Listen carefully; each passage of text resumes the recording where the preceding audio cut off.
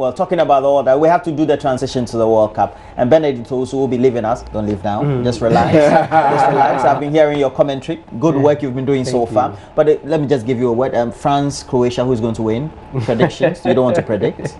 Well, it's been very difficult. It's a World Cup. I thought if Ghana was participating would have done well. But that's the story of the 2018 World Cup ahead of the France-Croatia game. So we want to analyze everything, but we want to bring you some preview. The road so far, but more so how France and the other team, Croatia, have been preparing for their match on Sunday. You should know there will be a third place match, and we'll bring you all that. We have to do all the discussions as far as the World Cup is, but we have to begin from the start. And we did all that with a great analysis right here in the studio. Eko Asma had been here earlier before Coach De Graaf came in, and Gary Al Smith was also in Benedict at some point, and we looked at all the matches, etc. But we've come to a head. We have a third place match. England is going to face Belgium, and then we're going to have the final itself. And we have who better than to give us what the fixtures will be, but how we are preparing the road to the final. And Selwyn Sake is on the board. Good morning to you, Selwyn. Good morning, Roland. Yeah. My intuition is telling me that France is going to pick the World Cup. Well, what do you think? Possibly. I mean, because you look at the face of those migrant children, you know, second generation migrants, and you get to know that the hustle life is still in them. Well, of course. You know, Croatia, they still look that Abi. But there are some immigrants in the Croatian team. Okay, so now describe how the road to the final has been for us. Well, if you look at the final, most of them, I think, let's start with the Croatians. They've been very, very good. I mean, they've won every game in their group stage coming into it. They beat Nigeria 2-0, beat Argentina 3-0, and even the Icelandic team that we thought they were very tough, they managed to beat them 2-1. For them, going into the next round was the round of 16. The Danes came in to give them a bit of trouble, which both European teams was quite difficult for them, but then they managed to win on penalties. They went again to eliminate the host nation, Russia, also on penalties, and it was quite a tough one for them. Going into this tournament, it has been very, very difficult for them, but then they've really, really ground through their penalty shootouts and all that, and that has been very effective in their process. Well, we'll be back with you, but is it the best World Cup so far? How would you describe it? I would say it's one of the best World Cups yet, definitely. The unpredictability, the definite quality of the teams, and the positive attitude of the teams. You found very few teams who just came to totally shut up shop. Those who looked like they were shutting up shop, they were tricking. They're going for the counter-attack. And they counter-attacked at every opportunity, which shows that they were playing counter-attacking football and not negative football, which was great to see. The shocks and surprises have been fantastic. Putin has done well with his negotiations for the Russian team because personally, I thought that the Croatians played it nice and easy for them, made them look good, knowing that they're going to come out anyway because the Croatians are a cracking team. Right at the second game, I said the Croatia is the best team in this World Cup. That was before the French picked up. Then when France picked up, they looked very, very good indeed. So I think we've got a cracking final coming up. Honestly, I think France should pip it. But again, just like I said with Croatia, England, it would not surprise me if Croatia win it because they are a cracking team. Well, what did they say? You never know, you never know, you never know. And well, those who surround their TV screens to watch the matches are the football fans. They go to the betting centers and talk about betting. We have a number of them around Ghana nowadays, and Maxwell Agbagba is at the tiptoe lane, just around the Kwame Nkrumah interchange area, and we're talking to sports fans this morning. Good morning to you, Maxwell. To you, Roland. You have some good betting syndicated boys and women around you, I mean, so to speak. Yeah, definitely. In fact, when we got here to the tiptoe lane here at Circle, very close to, other rides, the conversation here was about the World Cup. I mean, it was about the grand finale of the 2018 World Cup. One of the terms that I've heard people using here is that this year's World Cup is what they call Obianyo Bia World Cup. So the conversation has really been about how, some, big teams, big countries, big names have actually, left the World Cup stage. I mean, they've been talking about Portugal, they've been talking about Argentina, and all the big countries, Germany, and all those countries that have, exited the World Cup. And now we are down to the third place and then the grand, finale. But I want to find out from two of the men who are actively engaged in the conversation before we got here. I want to find out from them what they make of the third place.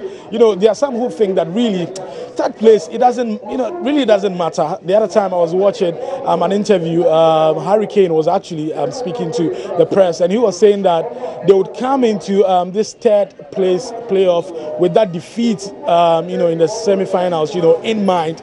So really, but they still would have to give off their best. There are some who are saying that really there's no incentive to even play for the third place. But I want to find out from this gentleman what they make of that that assertion. Third place, really, do you think it's necessary at all? Yeah, it's very much necessary because in every competition we have stages, and it is very important for the different placements to be known, because money has been invested, time has been invested. You must know which position you play. You understand? And it's important. Just as the first and second place are important, the third and the fourth place, even the fifth and the sixth place, yes, they are very much important. So, in my view, with my opinion, I think it is upheld, very much important. Yes. Well, England will be playing Belgium at St. Petersburg, on Saturday. There are some who think really there's nothing to die for, at that particular stage when that if you win, you are placing third. When others are fighting for the trophy, itself. Do you think third place really necessary? Oh yes, of course, it's very necessary. Looking at the number of teams that came on field, and then at the end of the day, they fought so much to get to this position. I may say that most nations wish they could be at the third position as we speak now, but unfortunately they fall out. So for now, what I can say is that after all this competition and got to reach at the third position, it is good to fight hard to get to the third position, because it is not easy. It is not easy to get to the third position. Almost like 60 or 62 countries coming together and you coming to the third position. I think, yeah, it's not bad. It's not bad. So it's good. They should test, and then whoever comes out, we should give them the benefit of the effort and stuff. Yeah. So yeah. Now let's talk about England. For England, for instance, a lot of people did not think that they'll be able to get this far. We've had a lot of talk about football. It's coming now. We obviously know that the boys will be going home after the third place. You think England really deserve where they are playing for the third place? Well, wherever you are, you must accept it, because for England, I'm not going to blame the players, or I'm going to blame the coach. Oh, yes, because the most important thing is the trophy. Okay. Now you have had a leading goal in the 4th minute into play. One goal. What else are you? Again, you understand? You are supposed to defend. If you can't defend, ask the Russians. The Russians were defending because they are on their land and they are making sure you are not coming from your house and come and tell us what to do here. We are. If we won't score, you won't score either. So they were playing 10 or 10 back. The ball doesn't cross the center line. There's no way they were moving forward. They will never. You bring your ball and we'll play with you. That's what happened. So if England, you have had this goal in the 4th minute of play. That was against Croatia, right? That was against. What you have to do is to defend. That is it. And nothing else. You don't have to look for another goal, because Croatia is a tough team. They are not too dangerous, but they are tough. That one I can assure you. What they are running all over the pitch, tackling in twos. Wherever the ball goes, they are there. So it's not easy for you to score them. You can be whatever thing. It's not easy for you to score Croatia. So when you are, you have to cherish that goal preciously and defend it. That's it. Yeah, of course. Luka Modric is part of the Croatian team. But let me take your prediction for the third place, game. Belgium, England. Who do you think is winning? looking at the way these Belgium guys play, if England careful is not taken, like the way they play with the Croatia, if careful is not well taken, Belgium will take over. Belgium will take. Okay. Okay. What about you, Belgium, England? Belgium is much more tougher than Croatia. So if England couldn't stand Croatia, then they should forget about Belgium. Okay. Yeah, it's going to be 2-1. Okay. For the grand finale, quickly before we go back to the studio. For the grand finale, it is between danger and toughness. Danger and toughness. It's dangerous. Okay. Croatia is tough. Yeah. That's what it's going to happen. Them down minutes, but if been able to overturn their defeats and then So honestly, I cannot predict. You can't I can't predict. It's danger and toughness. So whoever gets the chance will move on. That's it. Yes. It's danger. Oh yes, likewise me too. I can't predict. Honestly, like the way my brother said, it's danger and tough because France can play so much as well as these people, Croatians. So to be honest with you, I can't predict. But it is going to be tough and all the best. But to me, I wish France should come out successfully. France should come out successfully simply because. Looking at the France team, you can say there are so much blacks in it. This shows that you feel the real African, the real blacks in it, Yeah, but all what you see is the white and stuff. So we wish the France all the best. I mean, they should come out successfully. Yeah, that's what I can say for. Okay, so you had the views from the tiptoe lane here at Circle. We've been talking about the third place game that's going to happen at St. Petersburg, in Russia on Saturday, and also be taking their predictions on the grand. That'll be happening, on Sunday. So over to you in the studio. Well, thank you, Maxwell Agbagwa, there for all the insight. But Selwyn, we're here to take a look at what the road is to the final, and then before then there would have been a third place match. Tell us. Well, and as I heard Maxwell even talking about with some of the fans of why it's important. A lot of people are discussing why the third place is important. Well, it's also a point for the losers to show their powers before they leave the tournament, which is Belgium and England. And the player from Belgium has even showed us why they think it's important, which is Yuri Tillemans. It's in the picture here by Jan Bitongi. He says, we want to make our fans happy. We want to go on a holiday with a good feeling. We want to be proud and competitive. We want to finish third at the World Cup for the first time in the Belgium history. And England have also shown that, which is Harry Kane leading that. They've exceeded expectations and also want to prove to their fans that they want to thank them for the immense support that they've shown them throughout the tournament. And it was a build of a good foundation that they've built in this tournament. Both teams have met 22 times, which England has the upper hand of winning 15 games out of the 22. The last time they met was in the 1990 World Cup, where England was in the semi-final. And England beat Belgium 1-0 in the round of 16. I see. Well,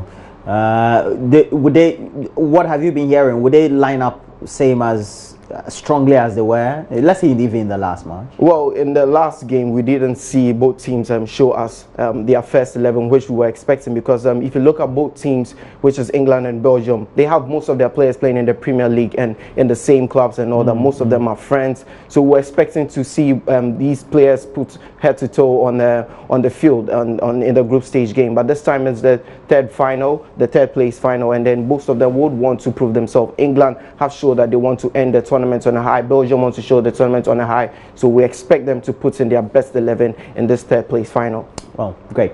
Thank you. Just stay there. Maybe we'll come to you one more time before we go. But coach, it means that the stage is now set. Third place match, is it necessary? Do we need to be having third place? I mean, if you don't get to the final, you don't get to the final. From the coaching, England, Belgium, it's not necessary, is it? From the coaching part, and as a player, it's totally necessary. As the players have just said, when you're a player, you have that mentality. You're a footballer, all right? You haven't made it for the final, but you can make third place. The and at the end of the day, CVs count. The Belgians, for example, are saying, look, we've never made third place, so let's do it. It's a progression on our history. So that's what the Belgians are doing. And the English do not want to be beaten by the Belgians this time, you see. So as a player, that's the winning mentality. I agree that if you're just a pundit watching or whatever, yes, you may think, oh, I only want to see the final. No. But as a player and the nations themselves, you'll find that most will want their team to be third. But it looks like the English have been happy with this. What, they were not expecting to get to... Originally, they were not expecting to get to even the semi-final. Because you read the headlines the next day after. It looked all reconciliatory and kind of soothing the pain of the ordinary fan. Well, it's part of the psychology, try to help the fans, not put undue pressure on the fans and on the players, and the very young players who are very vulnerable. I mean, it may take a while for some to recover, but really they had their chances and they blew them in the first half. They could have put the game away in the first half. 3-0. Yeah, could have. Minimum 2. And then they would have been over. They would have been in the final. But it's still part of the learning process, because Southgate really didn't help much with some of the selection for that particular match, and then when they went up by 1 goal, he decided to sit back, protecting 1 goal, as though it was impossible for Croatia to score 1 goal within 90 minutes. So he got it wrong there. You know, he has an opportunity to correct it, but they're up against a side that I believe can take care of England, because if they play like they played against Brazil, if they change the role of Lukaku, bring him deep into the midfield, take the ball, run at defenders, and his speed is underrated. You know, for such a big player like that, he moves very well into space and all that. So if they use him in that role, then I believe they can take care of England. If they play him like they played in the semi-final match where he wasn't getting any services, just running around, then England will take care of them. Good for Belgium that they have 9 6-footers plus. So they're able to defend the set pieces. And you know, that's been the kick of England, of their set pieces. So they'll be able to defend well. But if they don't use Lukaku in the role he was used against Brazil, then England will win. What's your view? Come to Lukaku. They try to, but Lukaku, you see, he's a big guy. And one of the problems from the coaching side, from the medical side, from our chemistry side, is fatigue. Lukaku in the last match was tired. Chemistry. Yes. Football. Oh, big time. You see, look, if I've got a player and I'm doing a tournament, you're supposed to get a blood test to see how much lactic acid is in the blood of the players. That's why the French, they rested 4 of their players from training for about 2 days. It was not for nothing. No, they were tired. You see, they were tired, they had niggling injuries. Rest them. Because fitness is not the problem in the tournament. All the guys there are fully fit. So if you get a guy who's slightly tired, rest him, let him rest, and you take him for therapy so that he recovers. They didn't do that. Lukaku looked like a tired player. Well, but it means that we have France and Belgium, Croatia going.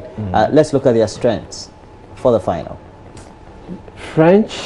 The French don't score many goals. Score 1. That's it. And defend. It may not be enough against Croatia, who have proved that they are capable of scoring 1 goal, minimum 1 goal within 90 minutes. And let's see the common denominators between these two sides. Now, the French played against Denmark, goalless. Croatia played 1-1 within regulation time with Denmark and then took them out on penalty shootout. And then the French beat Argentina 4-3. Croatia took care of Argentina 3-0. Croatia, by these stats, have shown they have a better defense than the French, who allowed 3 goals against Argentina, who couldn't score 1 goal against Croatia. They have a better defense. So that's their plus. Plus, you're going to have the 4. There's a caveat though. If Perisic, who I understand has been to the hospital, has been in hospital since yesterday, we don't know if he will recover fully in time. The guy who scored the last goal? He's the X factor for Croatia. We're talking about Modric, Mandzukic and all that, but he's the X factor. If he's not playing, then really France have a big shot at winning. But if he's fully fit and he's playing, given the stats, and then given what's been happening at Russia 2018, their identity, with all upsets being on the menu constantly, Croatia stand in good stead to win. But we know the strengths of the Croatians. They have a lot of ball jugglers. They don't use much of the wings. But as far as their interplay is concerned, they are able to move around. They do use the wings. Well, often when there are substitutions most of the time.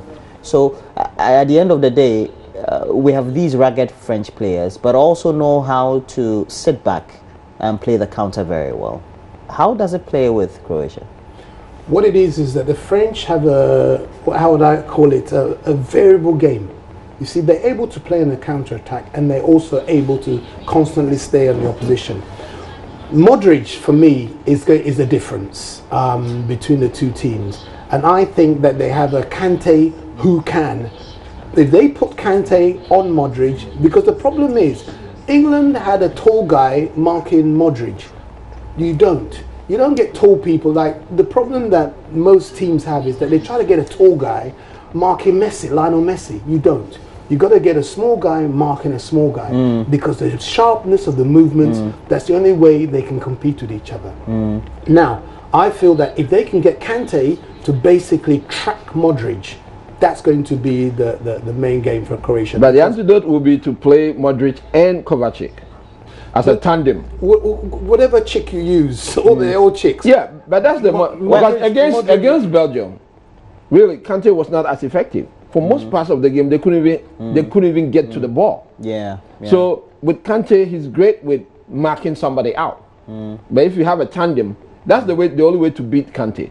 You must have a tandem, because Modric, as at this point right now, he's a tired body. Somebody who can. We're talking about fatigue. Right. He alone cannot deal with. If it's a tandem, what do you mean? Somebody who can distract. Kovacic. Okay. Modric is a great player. He's a great player, but his performance. Kante can neutralize him, like you say. Yeah, his but performance with Kovacic as the tandem, they can get by. Modric has been the. If I work on stats, just do the stats, and you do the number of touches and the number of crucial plays that Modric has been involved in. He's phenomenal. He even had some great interceptions during England. He's phenomenal. Yes. But by now you must know that's all the French are thinking of. They'll find an antidote. All right. No, they won't. They can. Because there have been games in which he flopped. But Selwyn, what really are the stats like? What are we looking at for the France-Croatia game? Well, if you look at both teams and their progress to this game, if you look at it, the Croatians have been very solid, winning 100% in their group stage, beating a lot of people. The Croatians' advantage is how they've been able to play against the more European oppositions, and they've been successful over these European oppositions, which they are going to meet with the French. The last time these two guys met was in 1998, and they met in a semi-final, which the French beat the Croatians, and the French went to the final and won the tournament. So at the back of their minds, there could be a possible revenge, but then Zlatko Dalic has said that there's no point of thinking about revenge. Theirs is to get into the final, which they've made history, and it's very much important for them. For them, it's the first final for them. They need to make history for themselves. As players coming from a small country like Croatia, they want to do something very proud for their team. But for the French, they've been to the final in Euro 2016, which they lost against Portuguese at home. So this is another opportunity for them to show their fans that they have another chance to bring the World Cup to the nation again. Well, I think we'll take that for now. But we would want to invite you also into the conversations. 030221169102. Again, 030221169102. We'll be on the screens very soon, so you can talk about it. And we've had VAR too. A great combination, giving us what football can be if you have somebody watching as a fourth eye. Has helped. That all the stick in the muds who, for me, have delayed VAR coming into football for years, they should now just keep quiet and let you cannot keep technology out of anything. Look, rugby have had it for years. Cricket have had it for years. Look how long tennis has had the line technology. Yeah, for a very long time since I started watching tennis. So why football has been such sticks in the mud? Now, VAR, welcome to the World Cup. The best thing about it was that it actually brought excitement. It gave another attitude to the game. People who weren't interested in football before would say, VAR. And I'm saying, whoa, but you don't like football, but I'm interested in VAR decisions, you know. But the referees, for me, are the ones who almost spoilt it. It's almost as if the referees saw VAR as a challenge to their authority instead of seeing it as something that will actually help as a compliment. Yes. And how best can we use it beyond the World Cup? Can we have it perhaps in leagues, etc.? It's come to stay. It's going to take a while to get to Africa, though. I mean, to sub-Sahara Africa. If you say, wow, like 10 years or less? Probably ballpark figure 10 years. Because you see, now it will come to training. You see, the staff that handled the VAR had gone through a lot of training the past 2 years to get to this point. Okay. They were not just picked just for this. It means that they do a lot of training. It means that referee that was caught in the Anas video, the Kenyan, was also trained over the last 2 years for VAR. Yes, he would. And he messed up big time. Yeah, I know. So it would take quite a while to get here, but it's here to stay. It's here to stay. I thought that you were right in saying that some of the referees thought that it's challenging because there were some decisions they should have referred to VAR that they refused. Yes, but this is an indictment on the match officials. They have 4 match officials on the field. They should prompt the referee on the field, and they don't get it right, and then they will have to take the intervention. Well, not the intervention, the attention of the VAR to draw their attention to something. What's the role of the 4 officials on the field? Right. If they did such a good job, we wouldn't have needed VAR. But they're human; they make mistakes and all that. They should take it as a compliment. Yeah. Well, we're 3 seated here. We're a 4th person on the line, and that's you. And so we have Joseph Awutro from Tumu. Good morning to you, Joseph. Yeah.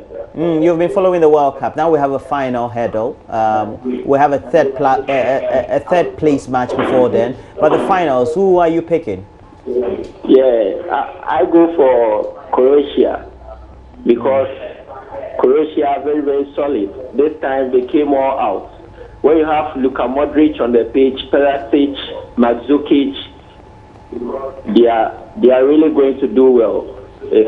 Okay. Croatia. Well, I'll go for Croatia. Okay, thank you very much, Joseph. And Joseph Awutro calling us from Tumu. But it also means that we have a template set for the next World Cup. The next World Cup is supposed to be playing in Qatar. Very unconventional, just like the way people thought Russia would not be a very exciting period and all that. So now nobody's going to talk about probable difficulties with Qatar because of Russia. Yeah, because it's been successful. But I think South Africa broke that mold as well, didn't it? Because they all said that South Africa couldn't do it. And that they were going to take it away from South Africa. Yeah, but that was 8 years ago. Too much crime and all that. So there was but it was the same talk. It was the same talk. I remember I was in the States then. But they're taking it from your country. But having seen this and the participation of the countries therein, where do we build from here as Ghana, the rest of the African continent in particular, for the next World Cup? Qualifying, preparing the players and all that. Attitude. Start from attitude. I'll say majority of the African countries, I'll take Ghana, our attitude was always wrong. So hopefully what is happening with the GFA right now and the government right now, you think will put the mood and the mindsets of the players and the administrators into better perspective? I'm hoping so. It's not just the players, I think majority of the problems have been created by the administration.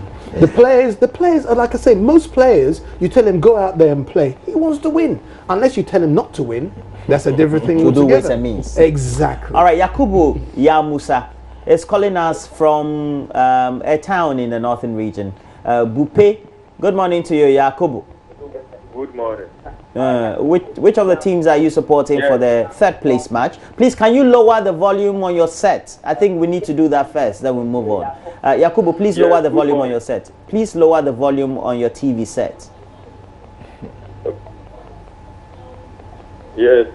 Please lower it, the TV, lower the volume. Or mute it. I've done that. Fantastic. So you're calling us from Bupe. 3rd place match, we have Belgium, England. Then we have the final match, France and Croatia. Which are your picks? For France. I'll go for France because...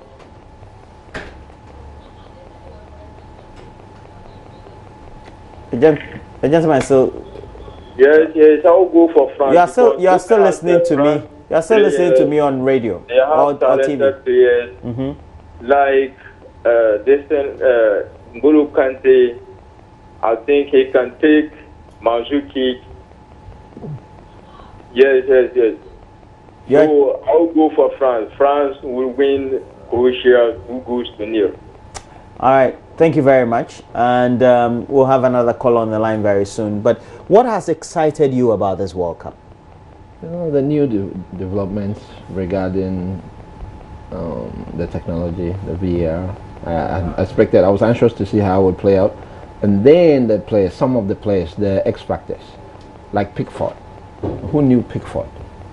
But he's made, I think we got to know him in the last season of the Premier League. Yeah, at the international stage, 0. Yeah, because he's young. Yes, but he's made a name for himself. Yeah. Exactly. He's daring. Very, very daring, and he has great command over the defenders. Yeah. Yes. And it's backed by stupendous savings. Yeah. Amazing. Pavard for France, Perisic for Croatia. Not the usual suspects. We know about the usual suspects, the Mbappes and all that. But these are the players that have excited me. Pavard, Pickford, Perisic.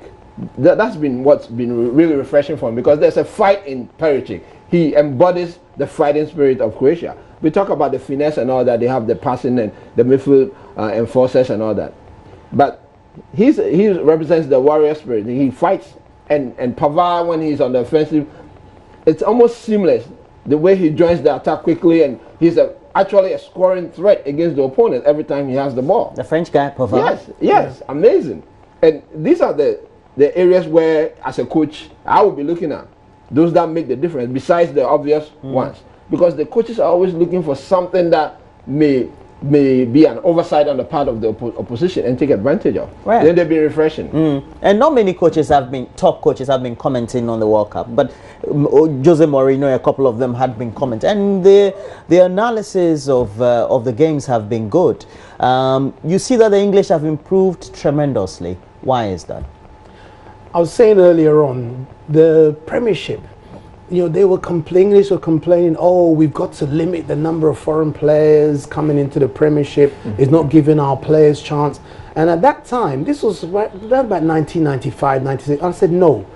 If any player is good enough, they will make it. So what you have to do is concentrate on producing good English players, and they will make it to the Premier League. And okay, so we have Kofi Jesse from Wager. Good morning to you, Kofi Jesse. Good morning to you. Good morning, sir. Yeah, are you Kofi? Yes, please. Right, so tell us, what has excited you about the World Cup? I think it is Croatia, because at the beginning we were not expecting them to be in the final. Yes.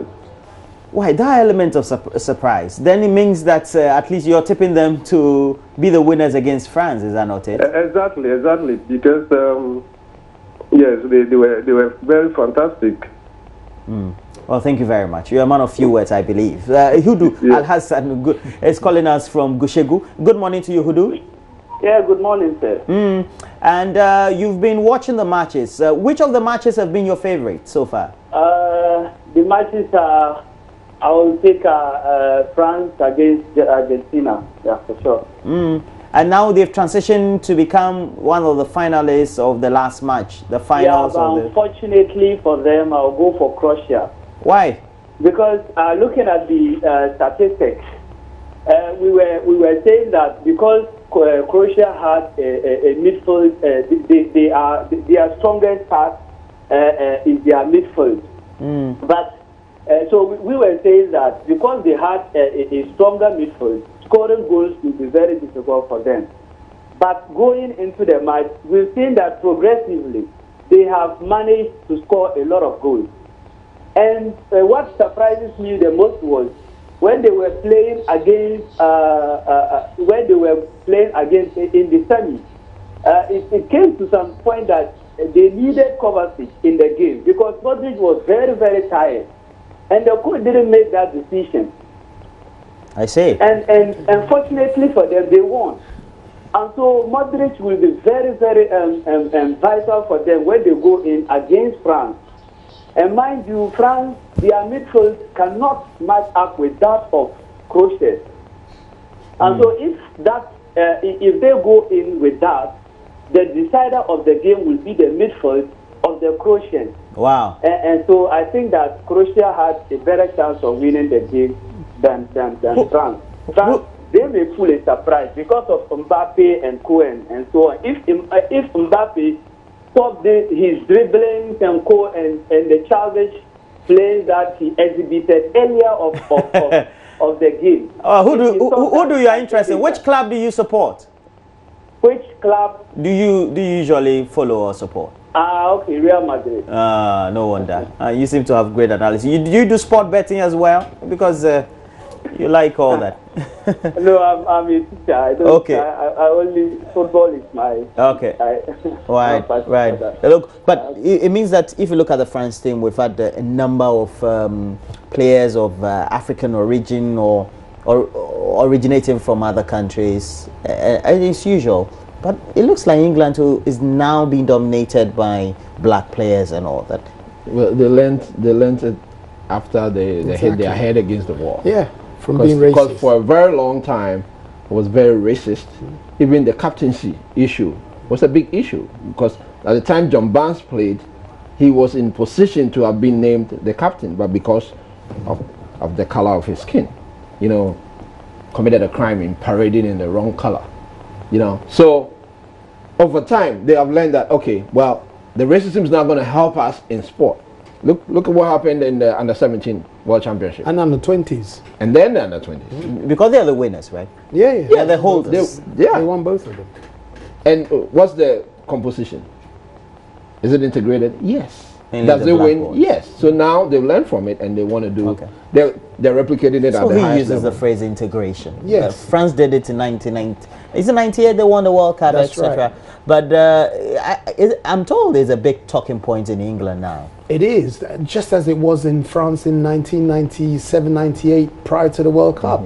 I was in France, 96, 97. I met one of the top French coaches. He said, Joseph, do you know when French football really came up? And I asked him, no, tell me. He says, when we decided, we made the active decision to kick racism out. That's right. He said, because we found that there were some black boys in Paris and so suburbs. He said the football they were playing was far more advanced and they weren't being coached. I see. You see? Yeah. So they actually actively made those decisions. And now England have done the same thing because they've had to. They've realized that racism was basically keeping quality down. We're not talking about black. Of course, we're all black. So, Seyawo Isahaka should be black. You're a black man, aren't you? You're calling us from Winchi. Well, so Seyawo is not hearing us. So we'll go to David. David Akologo. David Akologo. Good morning. Good morning to you. You're calling us from Bolga. Your predictions for the last match. We have France playing against Croatia. They've been a surprise of the tournament. Yeah, I beg your pardon? France.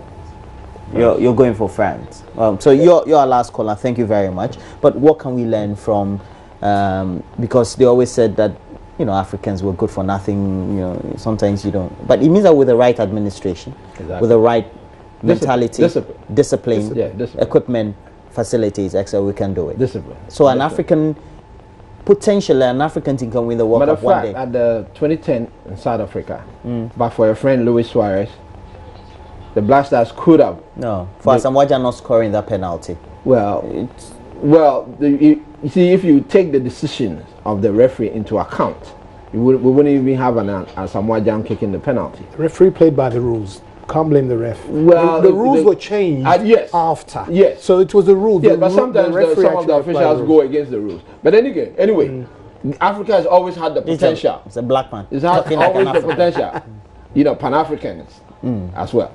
And then even the last World Cup at Brazil, Ghana had the opportunity. We could have been, right now, Ghana would have been referred to as, before Russia, as the reigning world champions. And I remember Kwesi Appiah said it, that Ghana would shock the world before we went there, backed by Asamoah Gyan, his captain. And Ghana actually did shock the world, though not in the way it was expected with the first round exit. In a negative manner. You know, but Ghana had the potential. Remember Joachim Low, coach of the German team that eventually won it, right after the match with Ghana in the 2-2 draw, said that now that Ghana, they had survived Ghana and Ghana did not beat them, they will win the World Cup because that was the only team they were afraid of.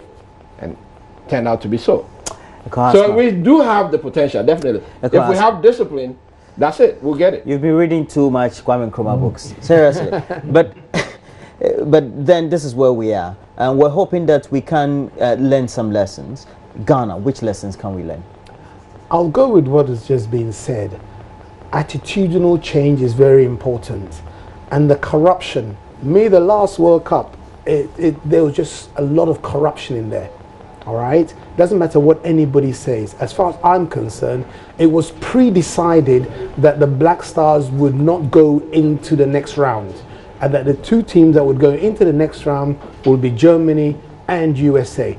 I strongly believe that it was predetermined, and from the selection of the very first Black Stars team to play the first match against USA, I said, no, this is what's happened. How was it predetermined when we shot ourselves in the foot? No, we didn't. Yes, but you can be induced to shoot yourself in the foot. Ways and means. Ways and means. And that was the biggest ways and means ever.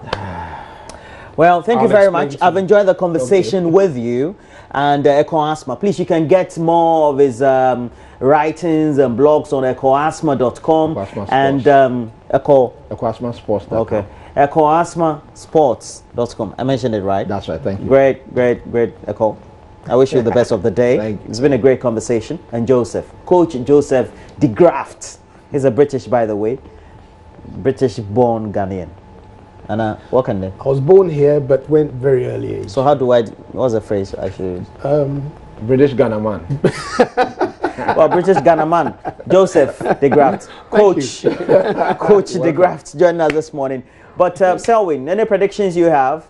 Well, I want to go with the French, because they have all the accolades, and there's so much history to be made for Didier Deschamps, the manager. He's going to be the third manager to win the World Cup, both as a player and as a coach. And the previous guys that did it were Mauro Zagallo did it in 1970, and Franz Beckenbauer did it in 1990. So we have to see Didier Deschamps join that list of legends. What? Good English phrases. But do you know Deschamps never wins his finals at the club level? Well, I don't know. There's something about that guy.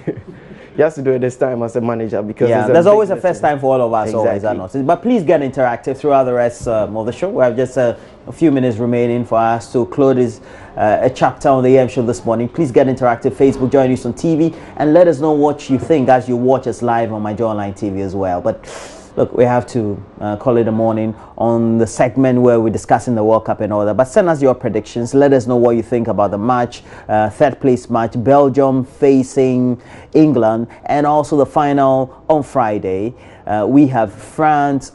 Final on Sunday. We have France and Croatia. We're taking a break. When we come back, we'll have more for you. We'll wrap up with some AM showbiz. Stay on. We'll be right back.